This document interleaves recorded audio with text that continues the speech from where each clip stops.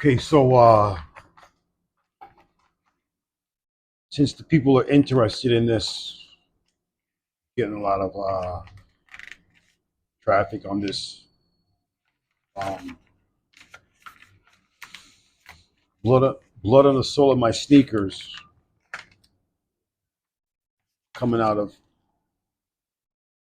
Promise You Love Me Forever. So Mr. Rice was something happened to Mr. Rice. Okay, we find out that this school is more, I guess, disturbed than we think, and these kids are more or higher on a higher caliber than was led. They're not just regular kids, They're kind of like, well, what Irvin or what Irvin, Stacy, Yvonne, and Lavira is going through, and what they did to Mr. Rice kind of echoes in Playing on the Train Tracks. Interesting how that goes. Anyway, I'm going to be reading some more of this leading up to the concert that they're going to go see. Um, let's see. It's all fiction. It's all fiction. So I won't take it on this literally, but there's like, messages in it. So here we go. Here we go. Here we go. Here we go. Let me take it from page 68. On Thursday night before the concert, I was talking to Lavira on the phone about the show. I felt compelled to tell her about the rumors that were floating around, circling in school about me liking her and wanting to hook up. As much as I would want to be with her, the opportunity arose. Frankly, who wouldn't? I couldn't really blame Irvin for beating me up that Tuesday, seeing the time she spent hanging out with us on South 4th Street. She was our friend first. I mean, she did grow up with us. It's just the way he's acting lately, Lavira said. Lately, I answered quickly, with my elbows lifted. Do you remember that that thing in the beginning of the school year with Mr. Rice? Are you going to try and tell me that you think he had nothing to do with that? This isn't jealousy. It's bigger than that. You guys are all alike, she said.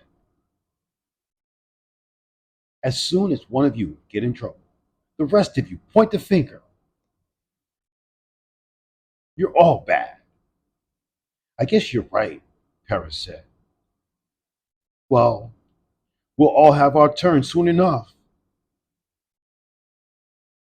So what's that supposed to mean? Lavira asked. Friday night, the three of us were up at the high top. Yvonne was playing pool with three other guys. Lavira was in the ladies' room, while Stacy and I stood at the dance floor smoking cigarettes, watching the crowd. After a few minutes had gone by, I went to the DJ's booth to request a few songs before 3110 came out. In less than a moment or two, the crowd began to disappear, and I felt the chill cruising through my flesh, and my body was pumping through my system. I could vaguely see Lavira race out of the bathroom and across the floor.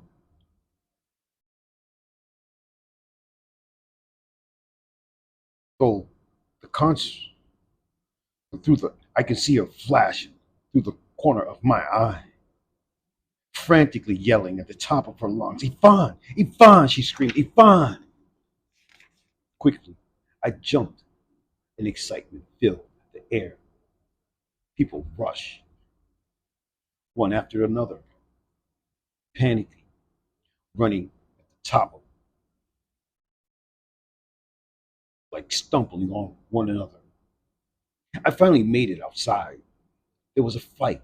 Stacy was being jumped by Irvin and Ruby and some other dude I haven't seen before, but Irvin had him in the chokehold while the other two, Ruby and that other guy I was talking about, kicked and stomped him across the head and in the face too. Enormous groups of kids jumped and cheered while some fled in fear. No one offered to stop the fight, and some even laughed, seeing Stacy in the situation like this was awful. Seeing your friend getting beat up in front of your face, knowing you could do nothing about it, is enough to cause a guilt trip for years, one that could sever the relationship for a lifetime. I could even read the expression on his face, help, help. It almost brought tears to my eyes, too. Some may think he deserved it, and that may be true, but still, I saw and knew another side of him. It was true what Lavira said earlier on the phone that night. We were all bad. If Ruby and Irvin were losing,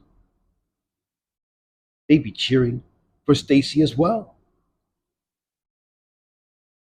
That is when I noticed a black gun, handgun, that's right, lying on the ground between Lavira's feet. Yeah, lying on the ground in the middle of the crowd. And Lavira was yelling, screaming amongst the kids. So I kicked the gun to Stacy with my foot, then looked him in the eye for like 8 seconds out of nowhere. And a split moment, it was like that. Time stopped. I almost didn't know what was going on. Could have blacked out or something because next thing you know, I heard it. Three pops. Pop, pop, pop, pop. Stacy, Irvin, and the other guy lying on the ground. Yvonne had blood pouring out of his mouth, dripping on the sole of my sneakers. Of course, by now, everyone had left the parking lot, not a soul in sight. But the three bodies lying on the ground, wherever they went, wherever they were now, who knows? I looked around and yelled, Yvonne, Yvonne! Nothing.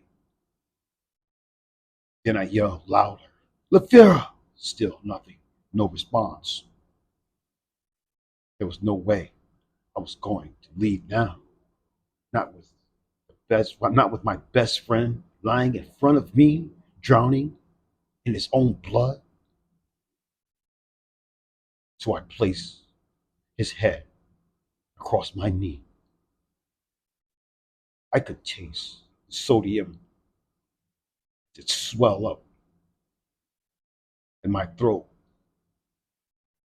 I watched tears began to pour out of my eyes onto his face.